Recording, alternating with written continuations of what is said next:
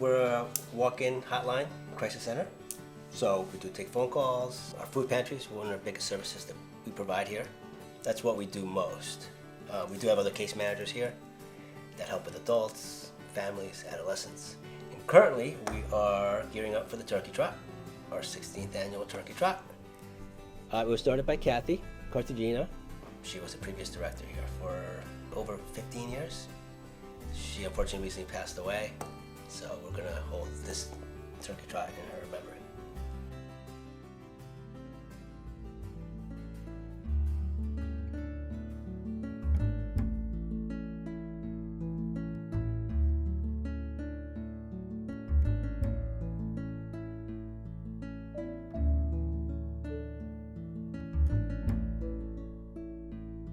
The mission of Family of New Paltz, in a nutshell, is to help people help themselves.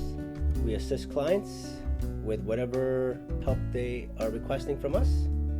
Usually food pantry, we help people with clothing, case management. So in any capacity that a client comes in requiring help, if we can't do it on site, we will certainly give them referrals and information where they can go to acquire the services they're looking for.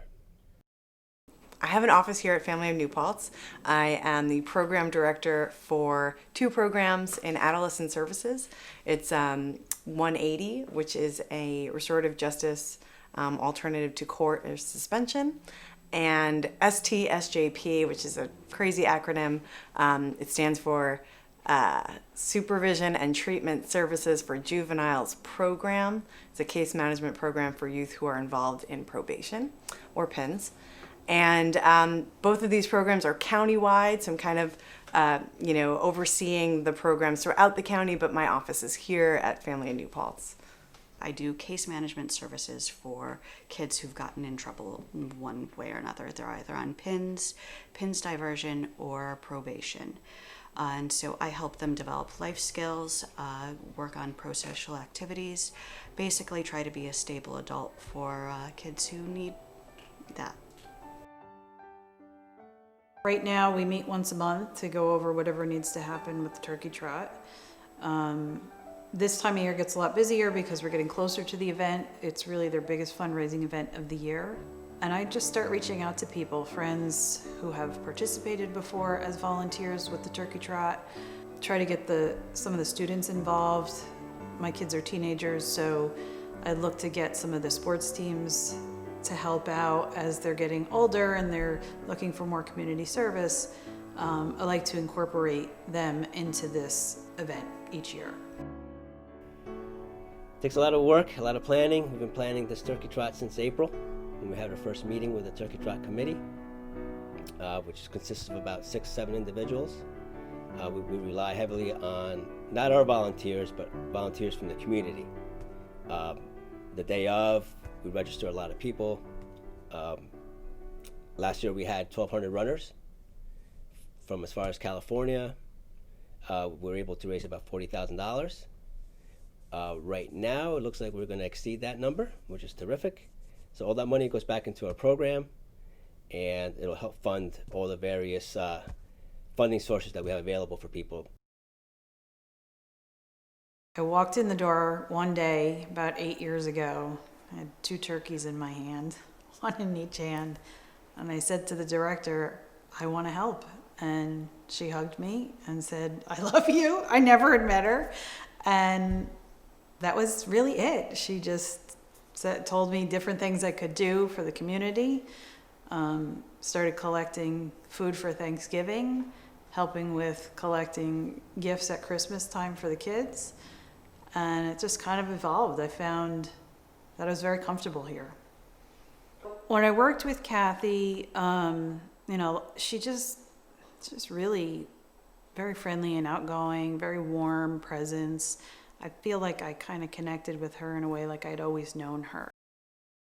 Kathy Cartagena was always a pleasure to work with. She was amazing. Really one of the biggest, hardest people, the person with the biggest heart that I've ever met in my whole life.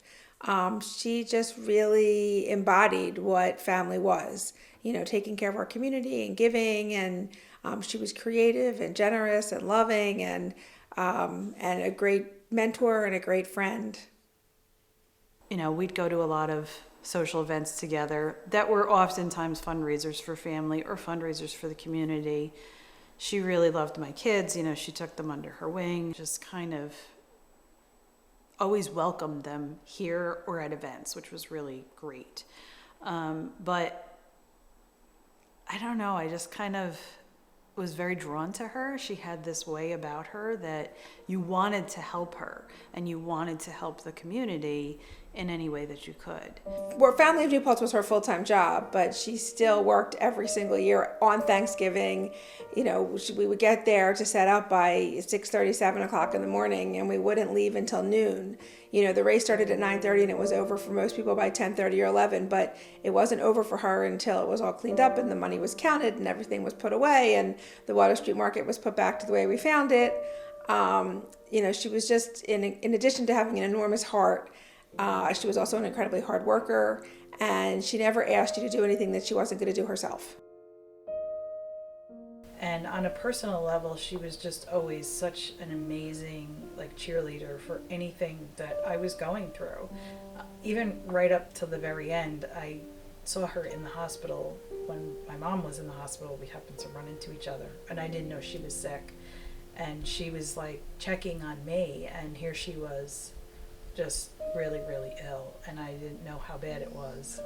And that was the last time I saw her. That was in April. It started out that she was the program director and I went to her to do the turkey trot, but then we just became really good friends.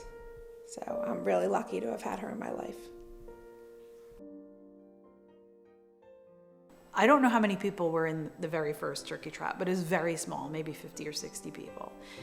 It got to a point where it was a couple of hundred, and then next thing you know, we've got over 1,000 people participating in this event. This is the 16th year, and I know they always say, they joke that it used to be that there were more dogs than people who would actually participate. What I think is so amazing about that day, it's Thanksgiving. People are traveling, they're all over the place, and here they are coming together no matter what the weather is. Last year it was frigid. It's rained, it's been cold, it's been a day like today where it's beautiful out, and there's 1,000 people there or more, and we're just hanging out and having a good time, and then everybody does their run or their walk, and then they go home and do their Thanksgiving celebrations, and people come from all over the place to do this, and that's what I think is so fantastic about that day.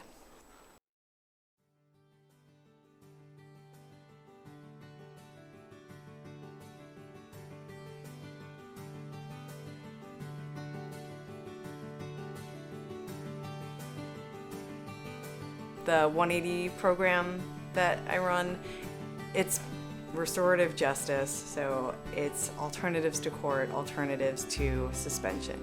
And the intervention that we use in this program it's a community accountability board, and it's made up of volunteers. And basically, we sit in a circle, we talk about what happened that got them arrested, and we come up with a way to kind of repair any of the harm that's been caused and make amends for what's happened so that everyone can feel better and move forward.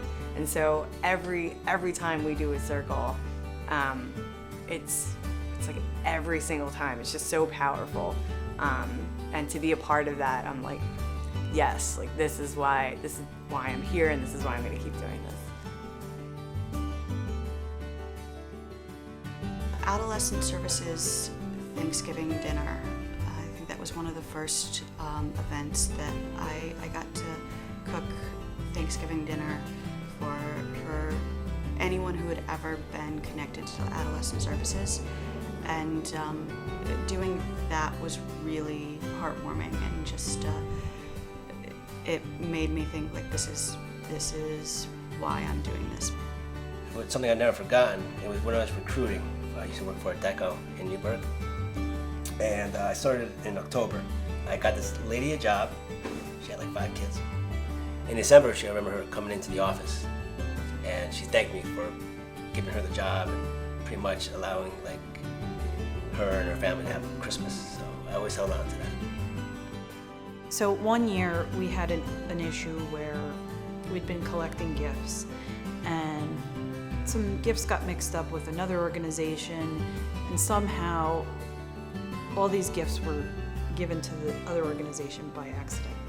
And it was like 7 or 8 garbage bags, big black garbage bags filled with all these amazing American Girl dolls and tablets and all these very good gifts.